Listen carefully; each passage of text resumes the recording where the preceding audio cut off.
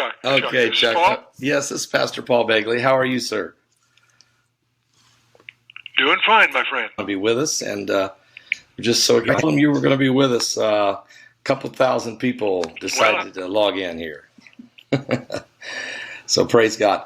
Dr. Chuck Missler, I appreciate you coming on. I was just reading your bio just a minute ago, and quite extraordinary.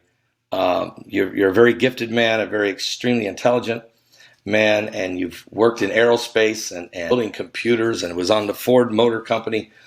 I don't know if you was on the board of directors or you were exactly there, but I was senior manager. I wasn't on the board, but I was a senior on private salary role there. Yeah, okay, senior management, yes. So anyway, you've had a tremendous and all you did all this. You was a pilot. You were flying planes, but when you were a teenager, and you did all of these extraordinary things, really, before coming to Jesus Christ. Is that right? No, that's not really quite true. I accepted the Lord as a teenager. Oh, okay. So I was His. Yeah. Okay. Well, you got into Bible prophecy. Was you always interested in Bible prophecy? Yes, I had a real early interest in the Bible, and so much so that even as a teenager, I collected commentaries. I indulged in a number of personal hobbies, photography, ham radio, what have you. But probably my primary hobby, even back then, was expositional studies of the Bible. Okay. Wow. So that was a hobby to you.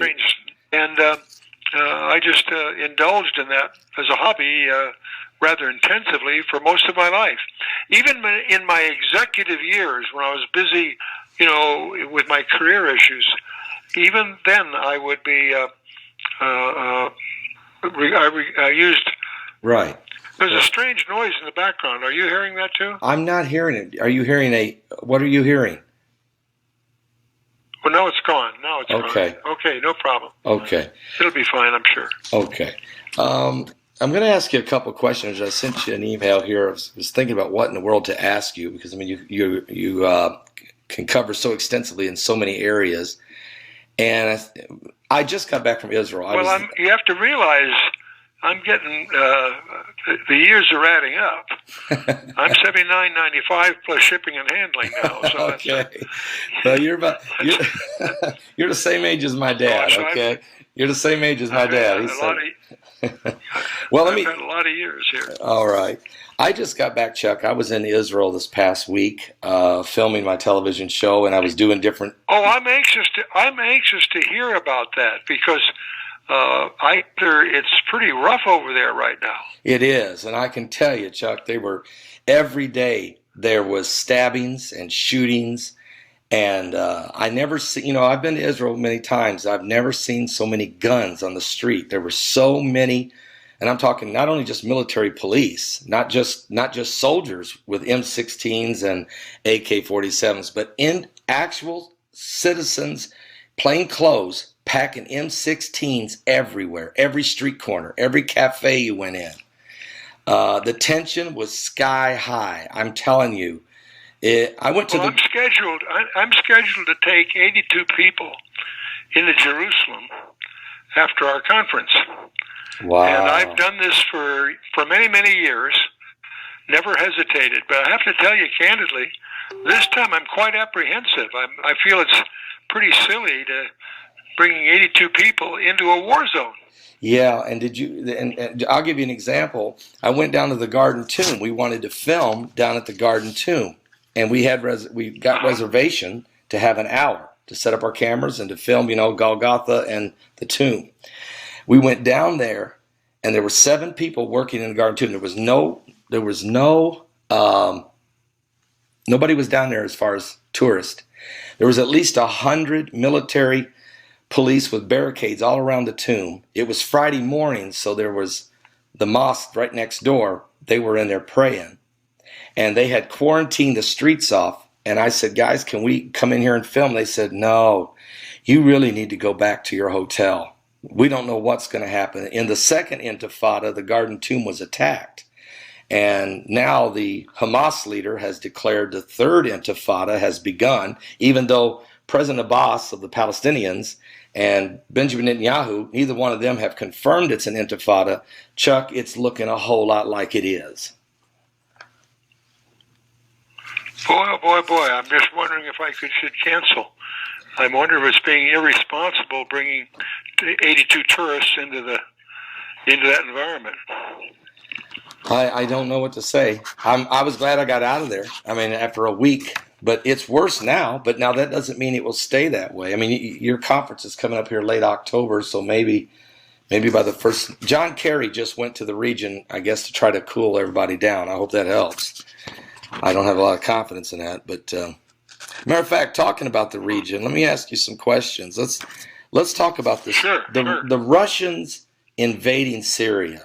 The Russians invading, and I'll use the word invading, but when they give the United States a 1 hour notice to get your planes out of the air, I mean, Russia's in Syria. Let's face it, they're there, and I think they're there to stay. What do you think? I think so too. I think that Putin is showing, from his point of view, real leadership, and we're obviously really fumbling. We as Americans are just it's a mess.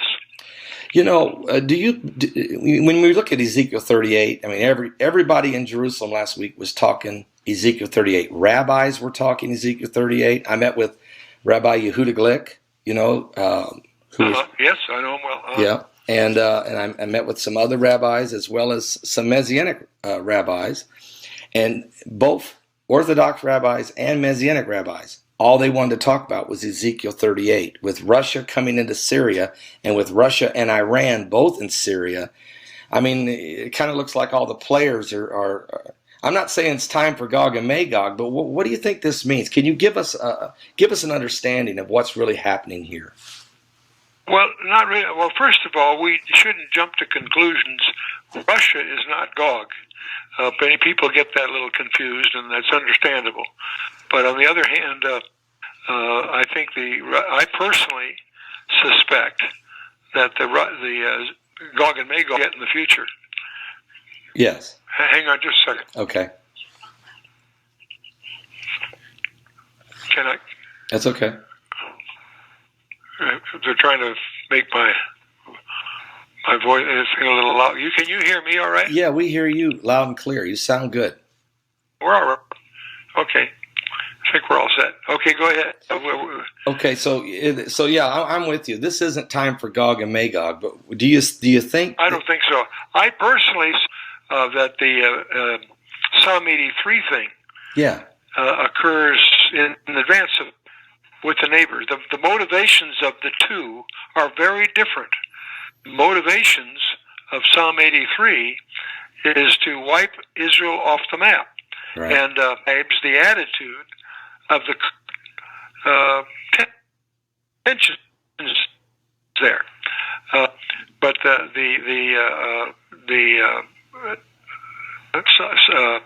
Gog and Magog thing is different. They're actually going after spoil. Gold, silver, cattle, and goods are specifically listed. So it's attempted invasion that God intervenes with. So I don't see Ezekiel 38 happening, in the next few weeks kind of thing. But right. I can understand them talking about it. You betcha. When you talk about the gold and the silver, maybe in the oil, recently, while I was there, they announced that they discovered this huge oil reserve in the Golan Heights. Now that was just last Wednesday. They announced it while I was there. Yes, a huge. That's great news. That's great news. That gives their adversaries. But again, if they start going after it, that God Himself is going to intervene. Yes. Yeah, He will, because as they come down out of the north and comes into the great battle there in Israel, God will intervene. God has to intervene, and it's already prophesied that Israel will not be defeated. And actually, the enemies are going to suffer tremendously, won't they? In fact, everybody overlooks Ezekiel 39, verse 6. Okay. Because there's a third party involved. A party that is not Gog and is in Israel. A hail stones of fire will fall upon Gog and among those who are dwelling securely in the coastlands. And who are they? We don't know. It's another party.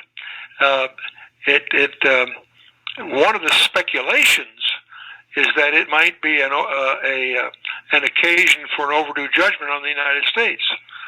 That we start saber rattling and we get hit as a bystander. That is one speculation about Ezekiel 39:6. But Ezekiel 39:6 is often overlooked. It's a third party. It's neither one of the two adversaries. By the time you get to chapter 13, it's really mostly focusing on the cleanup after the battle. Yeah. But hailstones fall upon Gog and among those who dwell securely in the isles. Who are they? They haven't been mentioned until then. And so that's a tempting speculation to consider that maybe the United States, in the sense that by then we're saber rattling and we get hit as an overdue judgment on our part.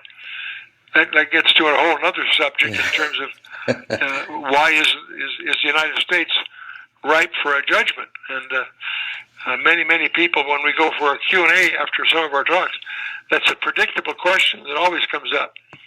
And do they? It's a good. It's a great question, and I think so. Your point is, who's the third party? It could be the United States that takes the hit. Yes, exactly. Yeah, we are over. And it may be God might use that as an occasion to deliver an overdue judgment on the United States. Wow. And clearly, as you stand back and try to look at the United States as God would see it, yeah, we're dealing with a situation where we outlaw His word in our schools. We will not allow His name to be used in public places. We do everything we can think of to insult Him. Yeah. It's astonishing to see it as it would look from a God-fearing point of view. And so it's a very reasonable interrogation. Are we overdue for judgment?